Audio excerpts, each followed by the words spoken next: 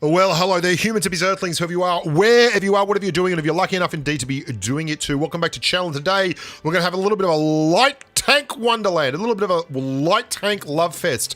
This is the Type 62, the dragon when you're wearing the legendary camo, or just a flat-out Type 62. It was the first Chinese tank I ever really fell for, and it is a crackerjack little vehicle. It is a real trendsetter. It was the first really good premium light tank that you could get a hold of to grind credits with back in the day. And although it has been brought back to the pack a little bit purely and simply by the whole power creep phenomena, and that's rock solid with most tanks that were early day heroes. And it's had its share of time in the sun, and it's still very, very competitive, as you'll see in the next two games. This is my first game of 2020. I wanted to make a video on this tank, and I had a good replay on it, and I thought, you know what? It needs a little bit of the special sauce. I need to duck in and just see how it looks, make sure and confirm that I am right when I say that it's still absolutely crackerjack, and it is just a gorgeous little number here. Now, the thing that it does have, and which annoys me a little bit, is it's got the same kind of AP pen as a Comet. A Comet, though, where it will have just over 200 millimeters of pen on its APCR, the 250 millimeters of heat is really stupendous on this thing. But that AP pen means you will miss quite a few shots that are marginal in terms of their likelihood and their likely outcome. And then we take our first skin of the day. Number one, right off the first tee, bang, in the back pocket, love it. And it's starting to really do some nice things. You can see that we've got 950 damage.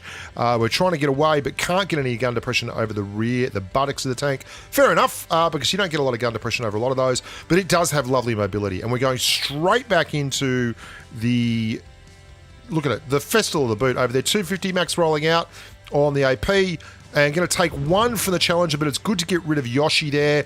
And then I was hoping to just bump into the back of the Comet and clear him. So I've got 3 kills in very, very quick succession.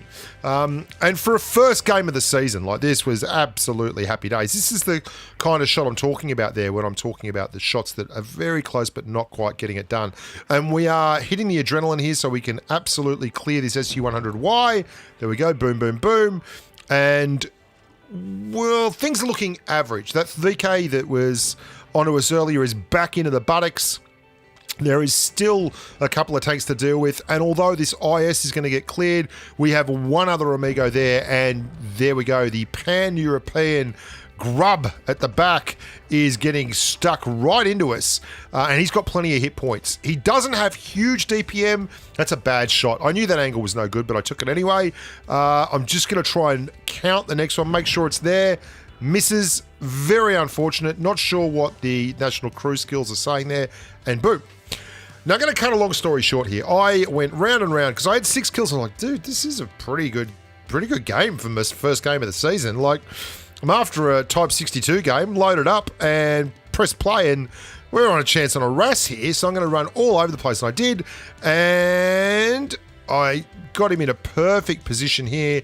There you go. So I've actually got him spotted, and he's behind the trees, but he's not moving. So he's driven off down there, and I saw him drive in that direction, and then I think he just figured I was going to hide, and he'd had enough, and he just left. But I didn't, however, and just kept pumping into the side of him here. We've run out of AP. We've got way too much HE in the loadout. There we go. Je Bunma, thank you very much. I feel like we could have touched him up anyway in a turn fight. 3K, Mastery, Kolobodovsky, 7 kills, RAS. Nice way to start 2020. Hot diggity dog. But now we're going to move on to the main course of Type 62 Justice. Player underscore 8933. Let's have a look at this. That is indeed the legendary camo of the Type 62 Dragon. Driven by none other than Golden Globe winner and off-Broadway superstar Owen Wilson. He is getting amongst it at the moment.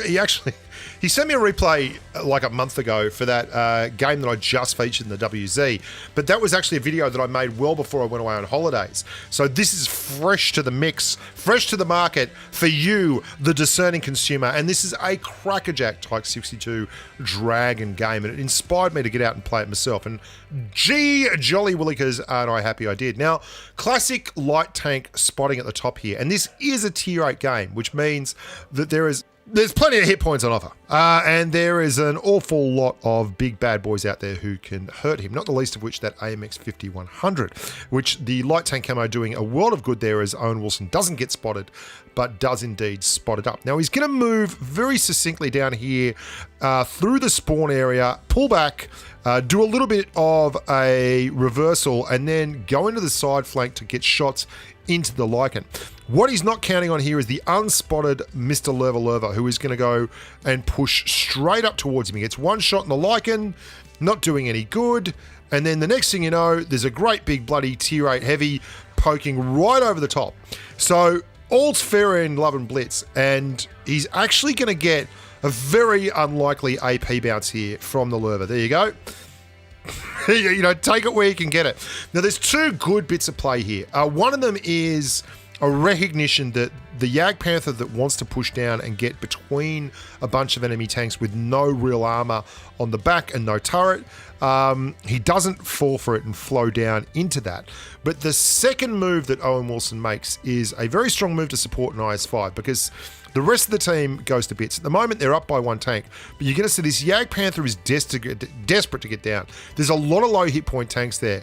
This is not the tank to be pushing between a bunch of heavies. Every little shot is going to go in. This is the tank that you want to be using that gun depression, or rather that hull down ability. And the Jagdpanther is just getting absolutely pummeled in the background. You can hear it going, ow, ow, ow, ow, ow, ow, ow, and he's just going to get clipped out. There you go. The Lerva finishes off the rest of him. Sorry, that's my mistake.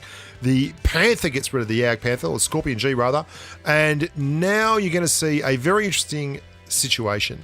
This is the push I was talking about. The IS-5 realizes that there is no time like the present. There's only two of them. If they wait any longer, they'll have 6 tanks on them all at once, and Owen Wilson joins in and starts putting some of this DPM to good use. Now, this is a lovely move here. Watch Owen Wilson duck behind the Lerva as the Reveler Reese desperately tries to get past him, and he uses the Lerva's carcass to hide and hold off the Rev, while the IS-5 guts him like a fish, and it's now 2 on 4, which admittedly is not brilliant, but at the same time, it's a lot better than 2 on 6. The Scorpion G, not the best armor and not the best tank to be pushing into a heavy, but to be pushing into anything. Owen Wilson fires one into that building for just being a general grub, and now he's got to make a real move here. Oh, loved it. Both of them went for the same tank at the same time.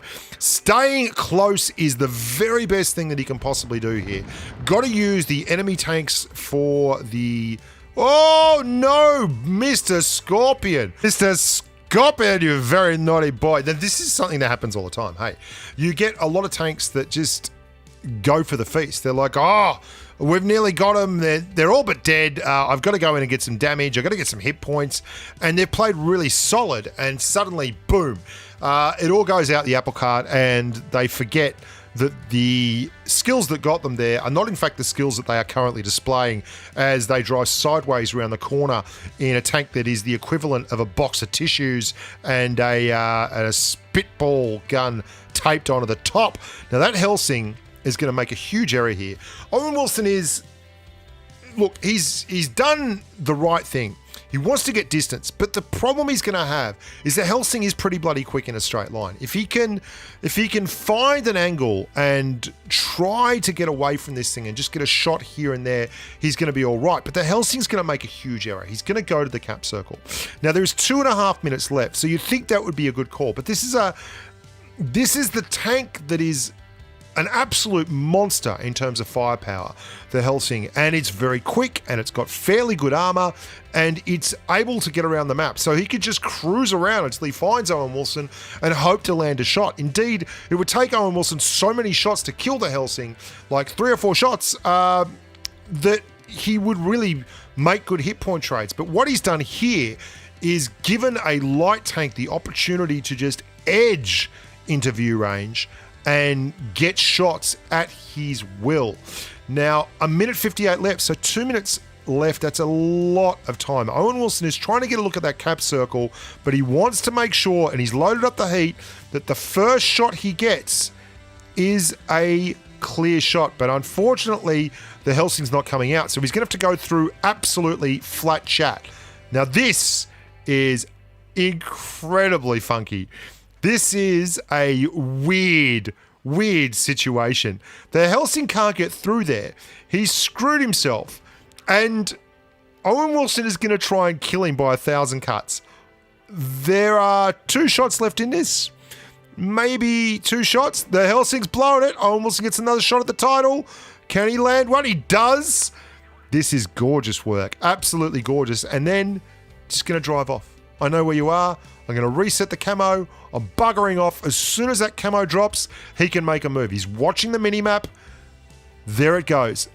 Turning back around, back the way you came.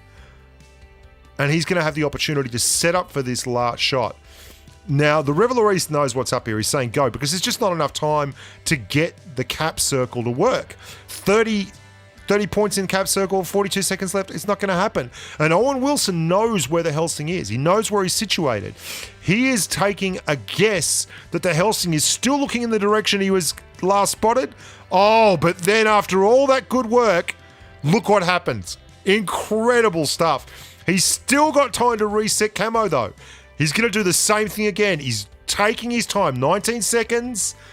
58 on the cap circle, and he's going straight back to the well. 14, 13. Brilliant drive this. You've got to love this. This is an absolute crackerjack. All or nothing. He needs the kill. Takes his time. 3K. Wonderful work. Really good drive. Right down at the end of the clock, and fully deserving the mastery badge. I think a better game than the game I played, that's for sure. Look after yourselves, guys. Thank you so much. Hope you enjoyed that. Hope you're enjoying all the content. Plenty of content coming down the pike in the next 12 months. Let's do it together. More Blitz, more Blitz, more Blitz. Until next time, stay safe on the battlefield. Bye for now.